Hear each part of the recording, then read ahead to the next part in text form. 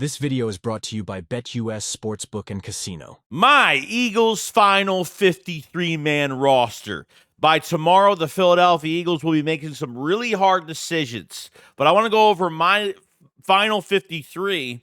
But you have to remember this. The Eagles will be looking around the league as well, because as much as it's going to be really tough for us to make these cuts, there are going to be players that are available out there for trade, that go on the waiver wire, flat out released, you name it. This is a perfect time to get your depth. This is a perfect time to, if you have a position you're not really sure of, go get that player. Just remember, okay, another man's garbage could be another team's treasure, okay, when it comes to specific players that are through the waiver wire, release, you name it. And do the Eagles actually have a trade candidate on this roster right now that they want to put on the block and try to flip over for some draft compensation? Should be really interesting. We're going to be talking about all of that, plus the final 53. So let's get straight into all of it. A killer buried, but not dead. Darren, we better turn around. Because I've seen enough horror movies to know any weirdo wearing a mask is never friendly. Yo, what is going on, guys? I hope everyone's having a fantastic day today. So there is a lot to look forward to going forward with this roster. As the Eagles are trying to cut down this roster, there will be players available that are out there. Cuts are already happening right now. So when your eyes are open looking at certain things going on, you say, man, they should make a trade for this guy, or hey, they should sign this free agent. There's a couple of ex-Eagles that were released as well. So I kind of want to go over that at the end of this video. So there'll be a lot of news after the final 53. But before we get into the final 53, we are sponsored by BetUS. And this is a word from our sponsors at BetUS.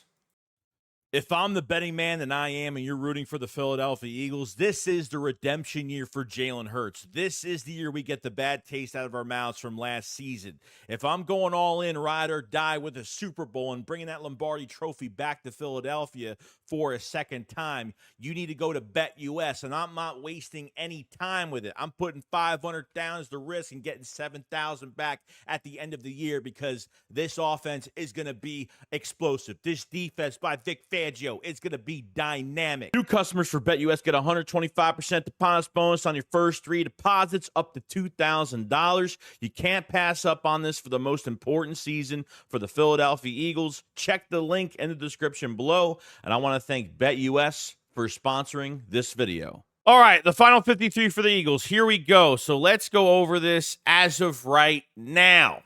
Okay, so here it is. Quarterback, Hurts, Pickett, McKee. Okay, hopefully, McKee becomes the number 2 quarterback in Philadelphia behind Jalen Hurts, but obviously Will Grier is out, so that's an easy one.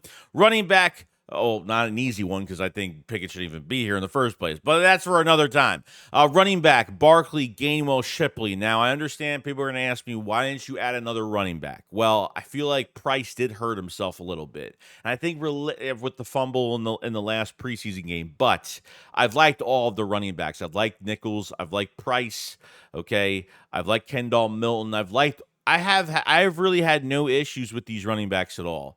I think with Kendall Milton, you have a north-south runner. I feel like with Lou Nichols, he's a hard runner as well. And I think with Price, patient, but gets that next level of speed when he finds that vertical run. So I think they're only going to keep 3 because they really need depth to a lot of other positions right now. I think you will keep 1 or 2 of those running backs on the practice squad. So I think the Eagles will have, maybe Price and Kendall Milton on the practice squad. So let's see what happens down the road. But I think 3 is perfectly fine right now. Excited for that running back group.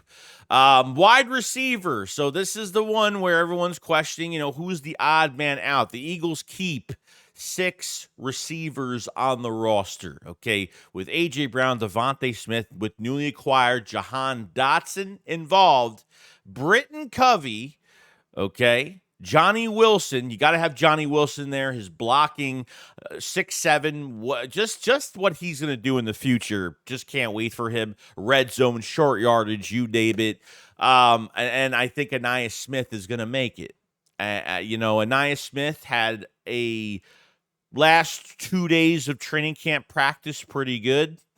And this preseason game he made a few catches and had some reps at punt return. And he actually was pretty productive. And we need to see more. It's unfortunate Nia Smith is just not producing for us. What is he, a 5th-round pick? I mean, the Eagles are not going to give up on him.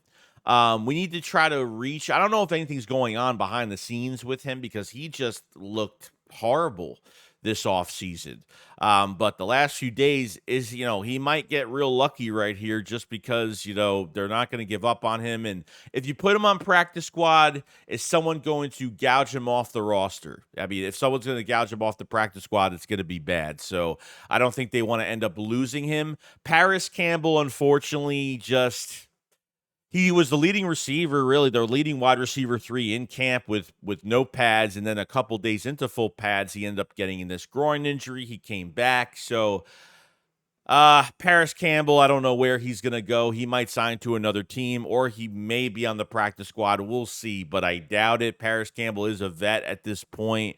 I think that's where you're going here. I think these are the good 6 that you could keep. Nia Smith, you keep him on the roster, you let him learn, and if he gets a chance to play, and you hope not, because otherwise guys will be injured, but, I think this is the safe bet.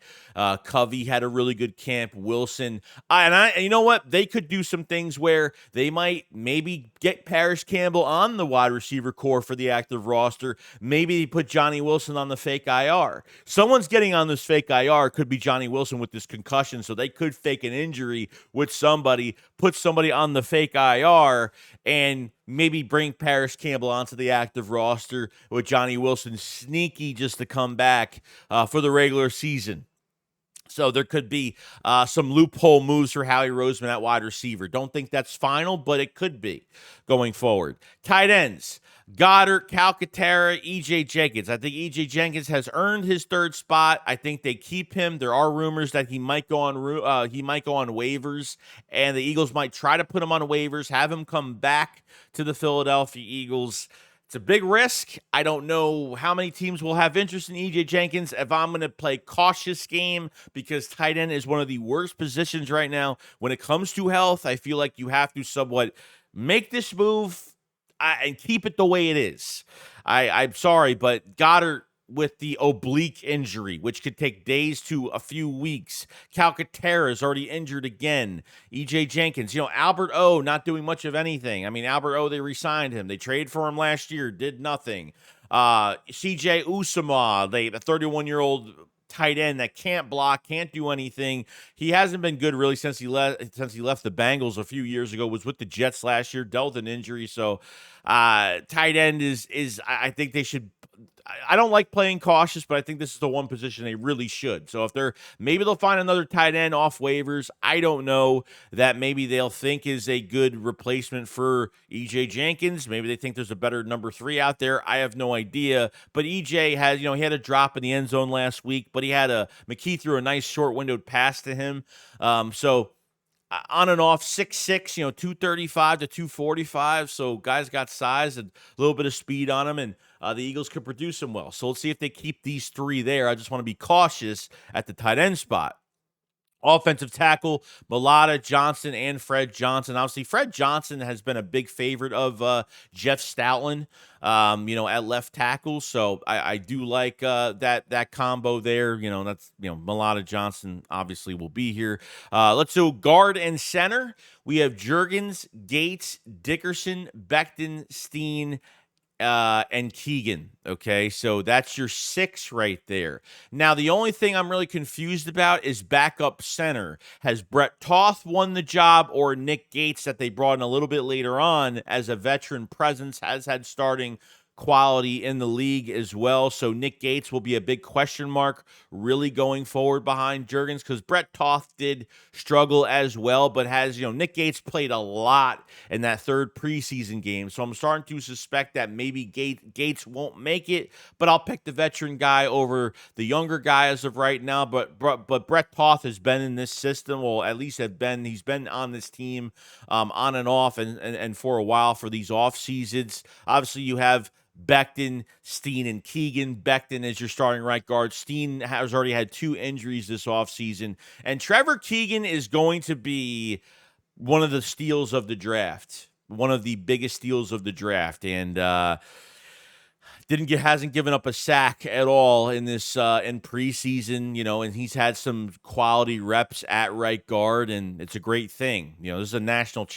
a national championship for Michigan that didn't give up sacks for 2 years, a 3-year starter, a captain, a vocal leader. Trevor Keegan is going to be in a big competition with Tyler Steen for that right guard spot after Lane Johnson retires. When Mekhi Becton, if they re-sign him, it plays really well, goes to that right tackle spot. Should be interesting. Now, going to the defensive side of the ball where there's so many question marks, at least this whole defense is a question mark at this point because we don't know what we're getting with Vic Fangio in this defense. You can see it on the field, but, with certain positions, it's going to be interesting. Now, the edge, my favorite position to talk about, because all I do is talk about edge rushers and edge guys, okay? You have, obviously, Bryce Huff, Josh Sweat, Brandon Graham, okay? You have Smith, you have Hunt, and you have Johnson. Okay. Now, at this point with Johnson as playing an edge, I think he could do both as a linebacker and an edge. And to be honest with you, if you want to switch his position, perfectly fine. But Patrick Johnson, I think, has had a really strong camp, and I think he should be in for a roster spot on the edge position right now. God knows, do we need help right now with your $17 million man, Bryce Huff, that I'm a big fan of. Sweat needs to have a big year this year. Brandon Graham, how much does he have in the tank left in his last year in Philadelphia? Nolan Smith, we talked about it a million times. I'm really hoping that, we're seeing a different player once the regular season starts, because I'm sorry, but I just haven't seen much from him as a first-round pick. He needs more time, but how long are the Eagles going to wait? And obviously, Jalix Hunt dealing with the oblique injury. This is another reason why you lose, and I think Jalix Hunt, as a rookie right now, is playing better than Nolan Smith right now, and now Jalix Hunt, will he even make it to even be in the first game? Are the Eagles going to have enough defensive linemen, especially on the edge? Can we get a pass rush with this defensive line right now? We have defensive tackles. We have Davis, Carter, Williams, Ojomo, Tupelutu. So those are your 4 as of right now. I think depending if there's another position out there that the Eagles have interest in, and maybe they'll add another DT like Mustafa, whatever his name is, because he's another guy that could play nose. Ojomo could play nose. You're excited for Milton Williams on a contract year this year, and really the defense starts up front with Jordan Davis going into his 3rd year, and obviously Jalen Carter hopefully having that big that all-pro year that he really is going to have. I have a good feeling about it. Linebacker, you have White, Bond, Dean, Trotter, and yes, Ben Van Sumeren was the highest graded linebacker in the last game. I don't even care about the last game because Ben Van Sumeren has been getting better every single year. Freak athlete, but just needs to know terminology and have more instinct when tackling. And I think he's done that really well going forward. Like I said, White and Bond are your starters right now. For now, especially with Zach Bond, I want to see more from him. And obviously, Dean has ascended. I'm actually a little surprised he didn't play in that last game. Even if it was for a couple series, Dean is already a lock for this roster. We already knew this, but I thought he would have a little bit more playing time in that final preseason game. Trotter Jr. is getting better every single day. And when he gets his moment, when he gets his chance, he's been around the football. He's got a nose for the football. He's done a really good job. So I think Trotter has been great. So like that linebacker core with Ben Van Sumeren, really deserving of that roster spot. So very happy with that. Cornerbacks, obviously, we have Slay, we have Rogers, we have Ringo, we have Mitchell, we have DeJean, and we have Maddox. Okay, now once we get through the safeties, we'll have a little bit of a talk for like 2 seconds.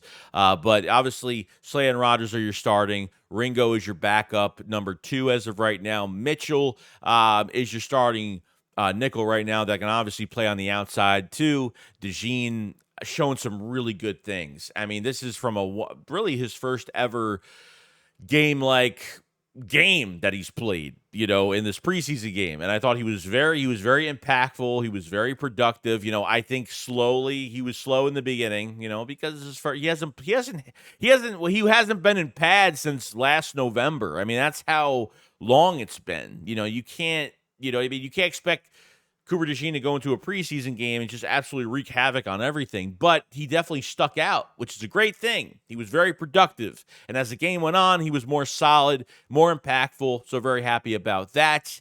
So cornerback group is set right now with a lot of depth behind it. Safety, Chauncey Gardner-Johnson, Reed Blankenship, James Bradbury, and Tristan McCollum. McCollum has deserved this roster spot. I'm sorry, but he has. Okay, from a couple picks to some of these hard in the box, these tackles that he's been making. I just like his swagger. I just like his play. He's very rangy, and I think he could get better with, obviously producing a little bit more and giving him another year or two. And you never know what you're going to have there. McCollum will definitely be a nice special teamer for us, but I think has deserved that roster spot. Now, interesting enough, we didn't put Maddox at safety. I don't know where the Eagles value him, and I think they really do value him more at nickel. They should, because I don't think Josh Jobe is making this roster. I don't think Zech McPherson's making this roster. I just don't see it happening. I just don't think they've had strong camps. McPherson's coming off that ACL from last year where he was really the backup. Jobe was the backup to Slay last year, and McPherson was the backup to Maddox in the nickel spot last year. Okay. And both of those guys haven't done much of anything. So Maddox, I feel like I did put him more at nickel because that's his original position. And there's there's really no depth at nickel right now. Besides, I'm just going to say this. Besides DeJean playing the nickel spot, he might not play the nickel spot for long. They might move him out of nickel by the start of the season and keep Maddox behind Q right now, Quinyon Mitchell. Just because of that. Because I think DeJean will be moved to safety at some point. DeJean might be moved to something. He might be the moving piece, Swiss Army knife for the defense. They can move him at outside linebacker here. They can do whatever they want with Cooper DeJean. Because I feel like he's not going to be a starting corner on this team. Probably not. He'll be somewhere else where he could be more rangy with his feet and his athleticism and really use his instinct in the open field and be that weapon against specific matchups that Kellen Moore is going to make those adjustments in game. So I'll keep Maddox. Obviously, I'm going to keep Maddox at that nickel spot and, let safety be what it is right now. Now, special teams, you have Elliott, you have Braden Mann, Lovato, your same three as you usually have. And obviously on the PUP list, you have Sidney Brown, which he is should be listed as a safety right now. If Sidney Brown is on the PUP list still by this beginning of the season, which they probably will do that because they're not rushing him back. And they're worried right now is to get the guys that they need on their final 53. So Sidney Brown is going to stay on PUP. If he's on PUP by the regular season, he will miss an automatic 4 weeks. 4 weeks automatic. And then by the 5th week, he could come back, but who knows? They might put him on IR for another 8 weeks after that because you don't want to put Sidney Brown back on practice. You don't want to put Sidney Brown on the practice squad or get rid of one of your depth guys just to fit Sidney. I think Sidney Brown is going to be on IR all year. Okay. Even if he comes back by week 4, he got hurt in November, December last year. He got hurt really late. So how much am I supposed to put into it right now that he's going to come back 100%? Okay. He's got to get back into football shape when he comes back. Just because he comes off an injury doesn't mean he's 100% better and he's ready to make 1 million tackles this season. He's got to get back into football shape. Your body is not right. Your body is healed, but then you have to get back into, your body's just not right at that time. So I feel like he will be put on IR for 8 weeks, and then by the end of the season, they can see what they want to do with him once he gets back into that football shape down the road. You're going to have to do that. I don't know if they're going to just. I don't know what else they're going to do, honestly, because if you put Sidney Brown back on the active roster at safety, then you're going to have to get rid of somebody. But the big question is, what's happening with James Bradbury? Is this fool's gold? Is he going to get traded? I'm not really sure. That's really the big decision that they're going to have to make. I'm sorry, but I don't see it on the field. Every time James Bradberry hit the field in preseason, I didn't see it. I don't think he can cover tight ends. I don't think he can make open field tackles. I don't think he's athletically sound as everyone thinks he is, or at least Vic Fangio says, oh, he has a high IQ. And I feel like just because he's a veteran player on a bigger salary right now, that they're just going to keep him. I don't know, man. I honestly don't know. I haven't seen any good things from Bradberry even sticking out for him being a good safety at all. His one-on-ones are just, I mean, that guy needs more help in the secondary than himself. I mean, it's bad. It's really bad. So Bradberry, keep your eyes open, because is it fool's gold? Is Fangio just talking a big game of Bradberry to put his value up? Because I haven't seen it when it comes to play. I have not seen it at all. So that's a whole big thing. Now, that's my final 53-man roster. Let me know what you guys think about it. And obviously, I discussed some changes that could happen down the road with Sidney Brown on PUP and James Bradberry and Avonte Maddox and some of these others that are going on right now. But players are going to get released. There'll be players that want new contracts after a couple years and be up for trade. Now, there is a linebacker actually up for trade right now, Ernest Jones, free agent. A free agent 2023. But this guy, I mean, he's got 145 tackles, 4.5 sacks, looking for an extension. Will be a free agent in 25. I said 23. I don't know why I said 23. He'll be a free agent in 25, so he will be a rental for this year. Okay, so a pretty productive guy that the Eagles could pick up. But the problem is, like, you already have two linebackers on 1-year deals in Zach Bond and Devin White right now, and you're really looking at both of those guys to make a strong push. At least one of them will be re-signed by the end of the year. I don't know if the Eagles are looking for an extension type guy, or a guy like, if this guy had 2 years left on his deal and then an extension, I think this would be more realistic. But since he has 1 year left, and I don't know, maybe they say, oh, man, we have to go grab him and, we're going to flat out release somebody. I don't know. It's going to be really interesting, but this is a trade that's been out there. When I hear linebacker trade, my eyes are open. Yeah, I think we all know this. I think all of our eyes are open at this point. And another one, two Eagles, we'll talk about one right now, is Boston Scott. He actually got released by the Rams. Don't know if he was injured, what was going on. I don't think he is, but it would be interesting to see Boston Scott as a receiving back in this offense because of his size, and just he could take advantage of what his metrics are, and defenses really can't tackle him. In the screen game, I think he'd be fantastic in Kellen Moore's offense. I'm not going to say that he's going to get re-signed, because I think they're perfectly fine as of right now. But, out with the old and with the new, they always say, and this might be one of those situations with Boston Scott. And on top of Boston Scott, I know Greg Ward, I think, was released as well. So I forgot where Greg Ward went. I know he just signed recently, not too long ago, and got released, couldn't get a roster spot. He's had an unfortunate career, because I think he's deserved a lot more respect and should have started a lot more games for the Eagles. He's been cut off the team probably 4 times. But we're far from needing other receivers at this point, but just kind of want to mention that just for fun and giggles. But that's where we're at right now. So, guys, let me know what you guys think about the final 53-man roster. I hope all of you enjoyed. Let me know if you agree, disagree. Obviously, this isn't going to be right. There'll be a couple changes. But do they keep the extra man in McCollum at safety? Is Bradberry going to get traded? Is Avonte Maddox more of a safety to the Eagles, or a nickel corner behind Quinyon Mitchell? So there's, who is their backup center? Is it Brett Toth? Do they like Nick Gates? There's a lot of questions. Tight end, do they keep 3? Do they keep, do they keep 3 tight ends? Is E.J. Jenkins going off? Do they make that play for E.J. Jenkins to go through waivers? Do they keep a 4th running back? There's so many questions. And then they'll have practice squad, and then we'll see who the Eagles try to get on this team, and we'll see who they'll sign somebody, off waivers. We'll see what happens. Or maybe the Eagles make a trade. Or do the Eagles trade one of their own? It's going to be interesting. I hope you guys enjoyed this video. And just let you guys know, this video is sponsored by BetUS. Get a 125% deposit bonus on your first 3 deposits up to $2,000. Click the link and go win some money, because the Eagles are going to make you millions and millions of dollars. Okay? And I will see you guys on the next one. Come tomorrow, probably.